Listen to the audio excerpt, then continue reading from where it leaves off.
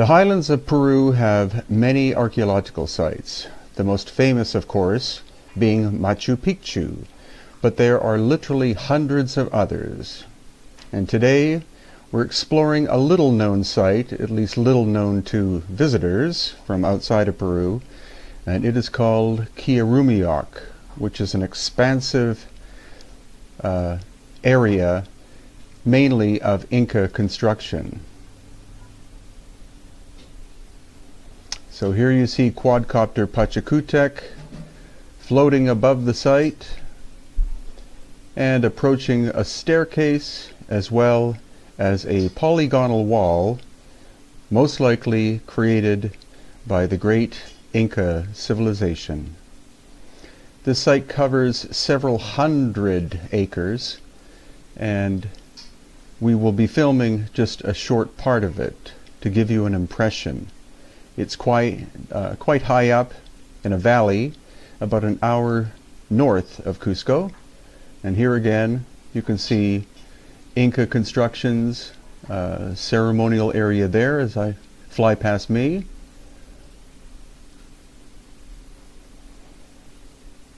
And again, quite expansive. Unfortunately, the site is in ruins because many of the Inca buildings were pillaged by the later Spanish conquistadors and people even afterwards for building material. But you can still see evidence there of terracing and the remains of ceremonial structures. Now, Kia is the Inca Quechua word, or Runasimi is the proper pronunciation of the name of the language, and it means moon.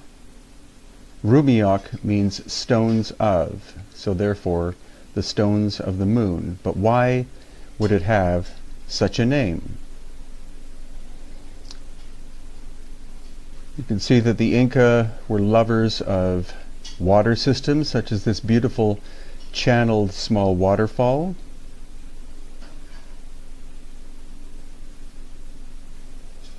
But now we are starting to come close to the focus of this video, and that you can see in the center is this almost horseshoe shape or arch shaped series of cuts in very hard andesite stone. And of course you can see that there's a staircase basically leading directly to it. The question is, what was the function? Many believe that it's a lunar calendar. However, some people, such as engineer Arlen Andrews, in fact believes that it's a solar calendar of some kind, and that the shadows cast from the different facets, here you can count all 7 of them, the shadows create a specific pattern, and this is why he believes that it is solar in nature and not lunar. As Pachacutec flies over it, you can see that it's quite a refined piece of work, and it's unknown whether the Inca made this or whether the Inca in fact discovered it and built a ceremonial site around it.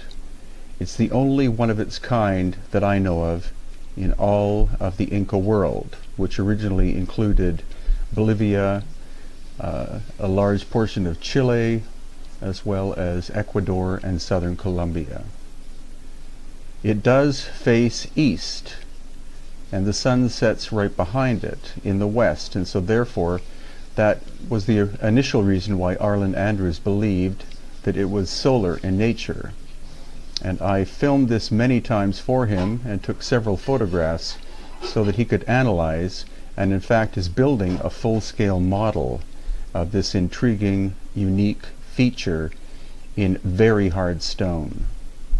The surfaces are not perfect, but they are quite refined, and it's possible that any unevenness is the result of weathering and not of bad workmanship.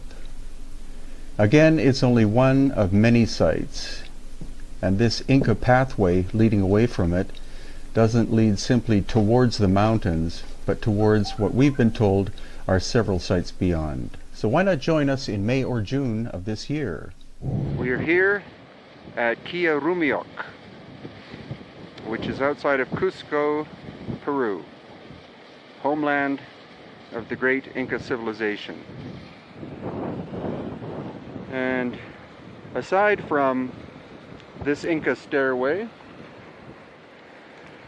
there's a fascinating feature here in the distance. And what that is a carving deep in stone. Now, Rumiok, Kia is moon. Rumiok means stones. So this is the place of the stones of the moon. But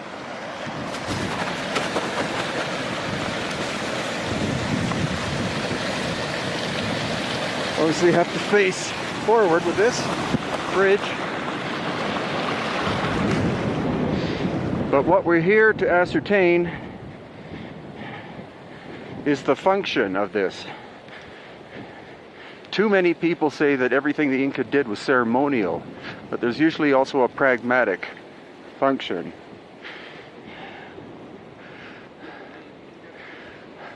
So, gentlemen?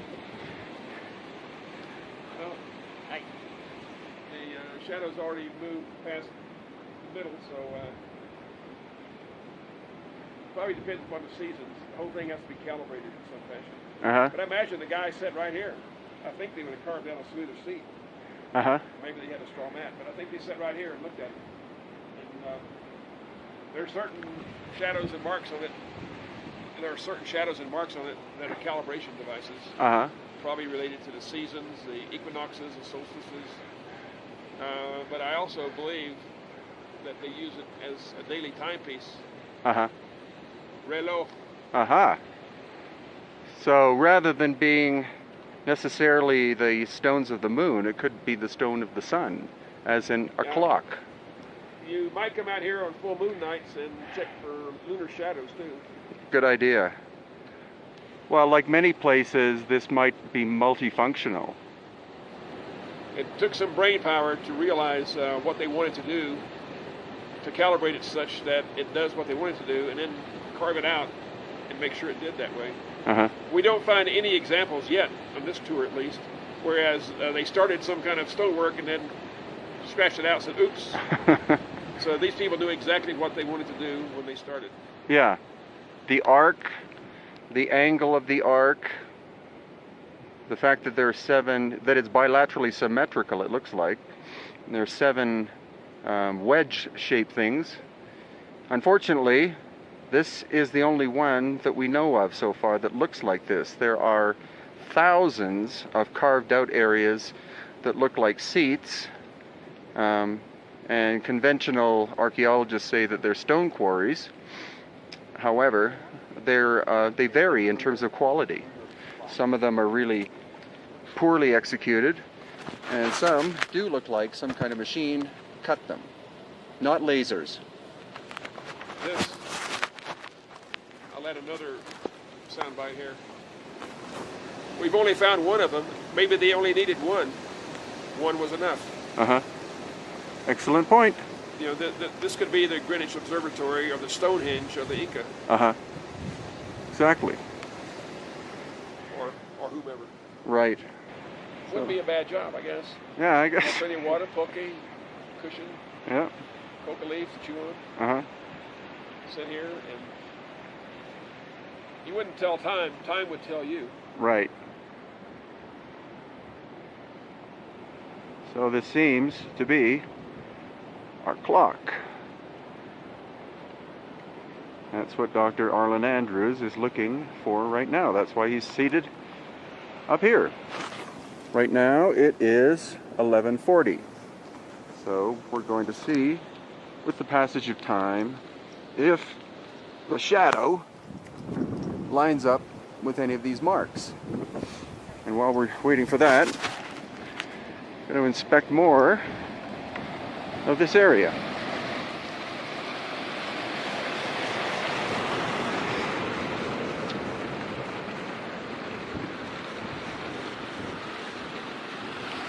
So you see here, megalithic building. Next to it, smaller stone construction.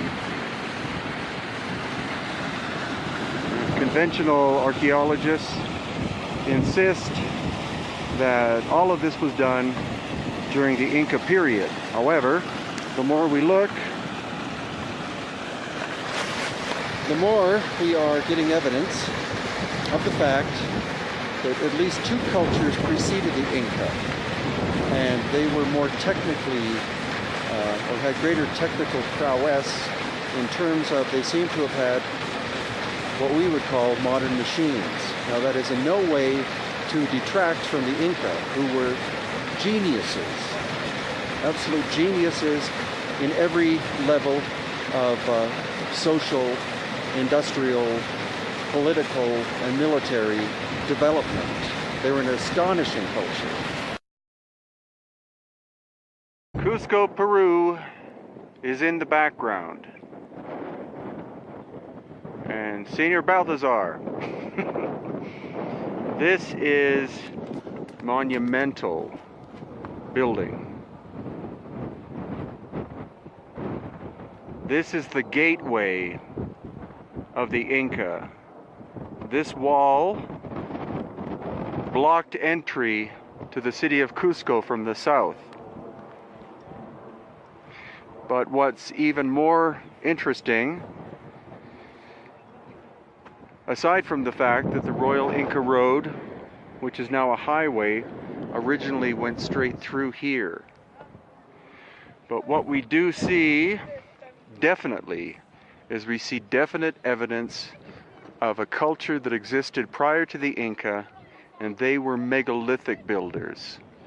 Because I surmise that originally that was the left-hand side of the entrance, and that was the right-hand side of the entrance. All of this was open space.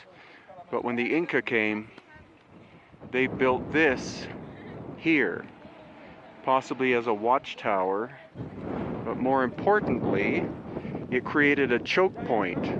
So anyone entering or leaving the city of Cusco had to go through one of these two gates and pay a toll. The Inca were very good at collecting taxes. But this is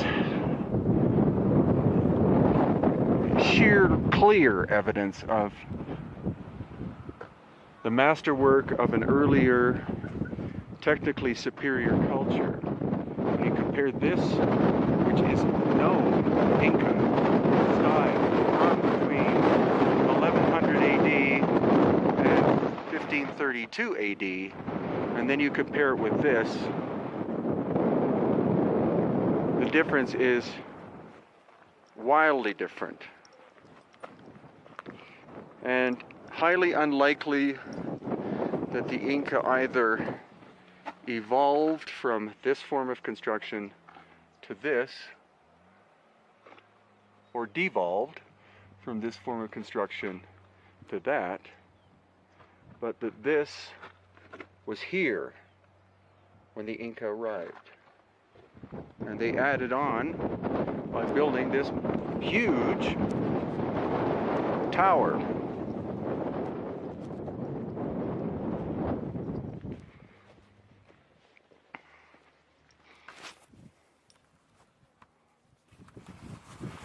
So, again, in the background here, we have technical absolute mastery. Here we have Inca work, which is still very difficult to do. I mean, the size of the stones, the excellent execution. But you can't, there's no comparison between this style and this one.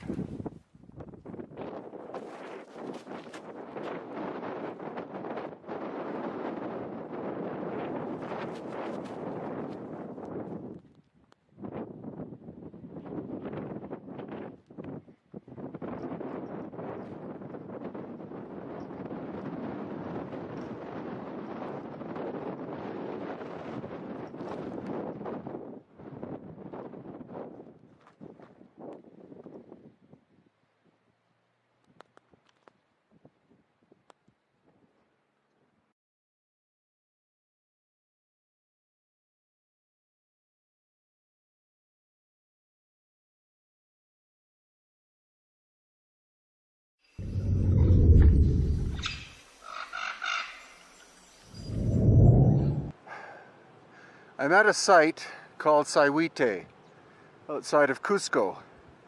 And there you can see an Inca construction. It's a terracing system. It's actually a waterfall. Water was channeled through a series of terraces. Probably it had some kind of ceremonial purpose. But what I've come to see as I walk over this little bridge is something that defines why I call my little entity or enterprise Hidden Inca Tours. And that's this. This is pre-Inca work. This is megalithic, and this is most likely thousands of years older than the Inca. So far back in time that there are no oral traditions relating to it. Now what you can clearly see are these are giant boulders that have been shaped by some kind of tool. The question is what tools and when. Too often places like this are called Inca ceremonial sites, but the truth is this is much, much older than the Inca, very hard stone, and the tools used would have been tools much harder than what the Inca had. The Inca solely had bronze chisels and stone hammers, and this would have had to have been done with steel, carbon steel, tungsten carbide, or even possibly diamond.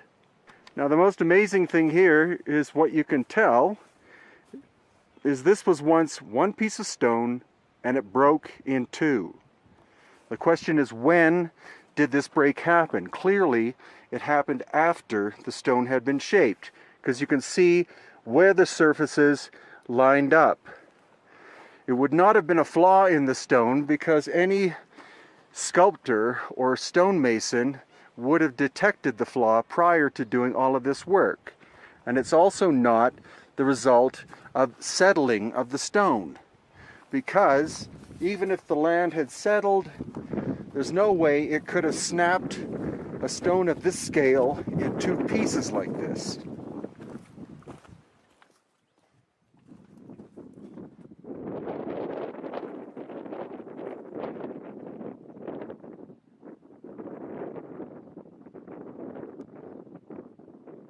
Now, if this was a flaw in the stone before or during it was worked on, unlikely during because it looks very finished, but any stonemason or sculptor would have noticed a crack of this scale prior to breaking.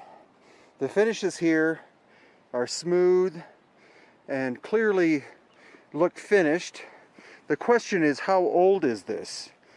It's doubtful that the Inca made this because it's andesite stone, which is very hard. It's as hard as or harder than granite. So you would need at least steel, which the Inca did not have. So what I believe is we're looking at an example of lost ancient technology at work. And the thing is that these sites are rarely made of like one or two interesting stones. There are usually many, but you have to really look for them. And in this case, we found the hitching post of the sun, or the Intihuatana.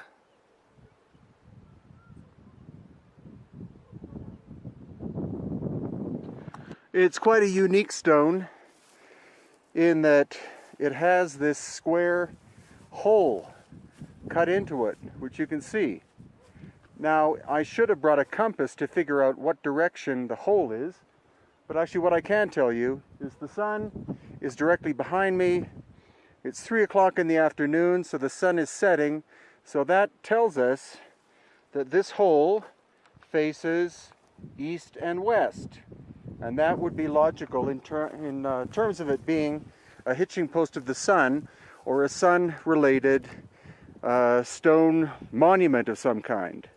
This is the interior of the Coricancha in Cusco, one of the technical marvels of the ancient world because of the exactness of the craftsmanship.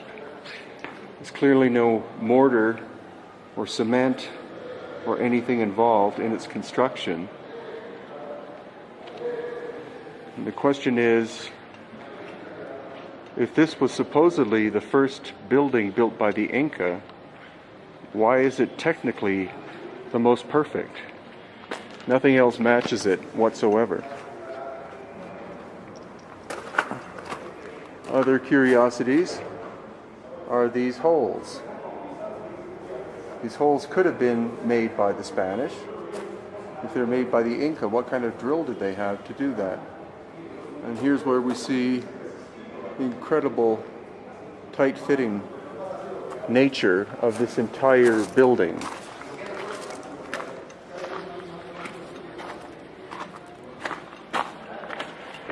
And also this strange ridge, which you can't see too well, but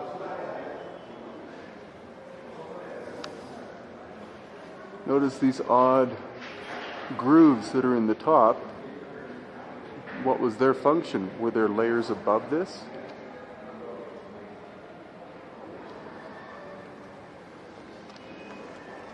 And most curious of all is one stone that's here. And we're here with Dr. Arlen Andrews, who's going to inspect it. It's the stone that has this hole.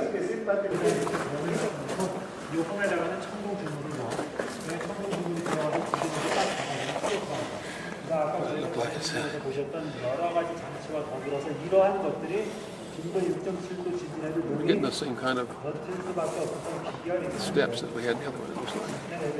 Yeah, there's a hole in the side though here. So that's an anomaly. But there's not as much of a wandering pattern. The one thing people are asking are these, see the score marks? Yeah. They go basically in a straight line. So that's what people are curious about, as to what kind of tool could do this.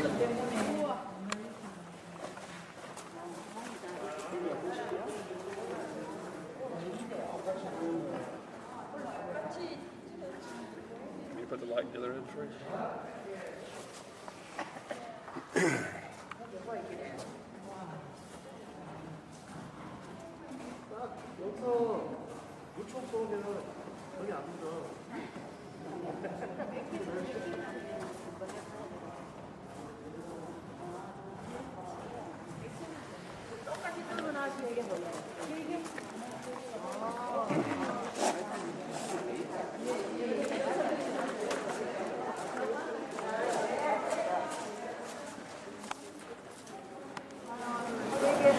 So the mystery is that hole.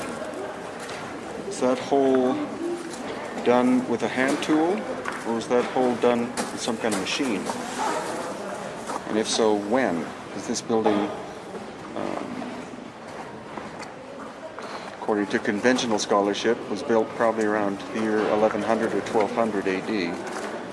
However, it may be older.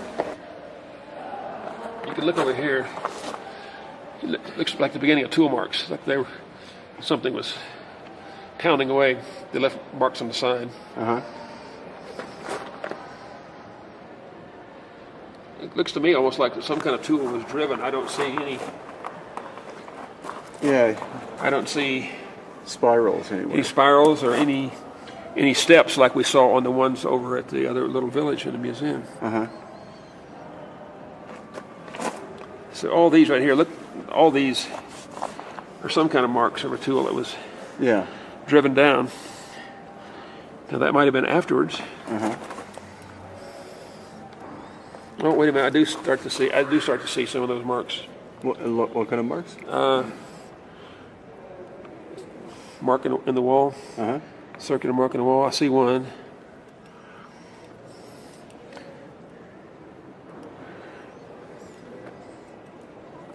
I have a feeling this was another one of those core drills. That they had some weight or something on top, and they cranked it in some fashion.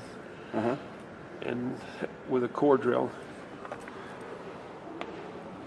And what it's for, I don't know. The one on the side is obviously, they didn't care about how it looked. No, this one. It was just chipped out. No, this was pretty.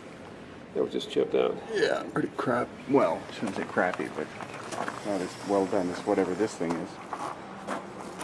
And one thing we can do, since we have vertical space, I'll take the video microscope. Oh yeah. And put it up against there. While I'm at it, Great let me idea. try to capture some. Wait a minute, I gotta refocus here. This covered archway is the way to the temple of Viracocha.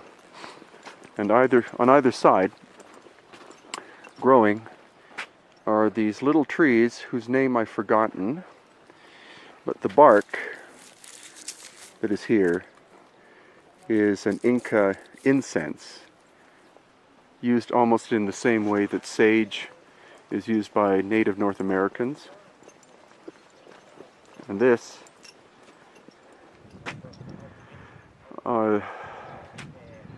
these are the remains of the temple of Viracocha. And once we go inside, we're going to do an analysis of the different levels of construction.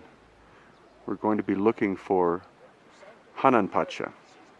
See if there's Hananpacha construction here, which would make this site part of the First World, much older than Inca. We'll see. This is the main section of the temple of Viracocha, and the wall was actually the central wall. Where I'm standing would have been where the outer wall would have been. And as we look, we can see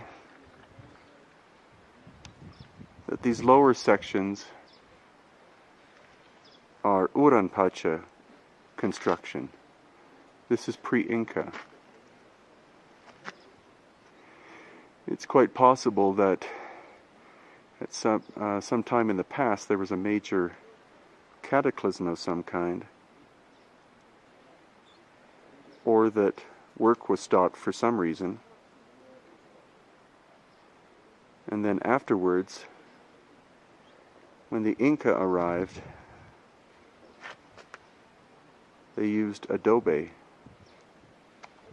to build up to the top.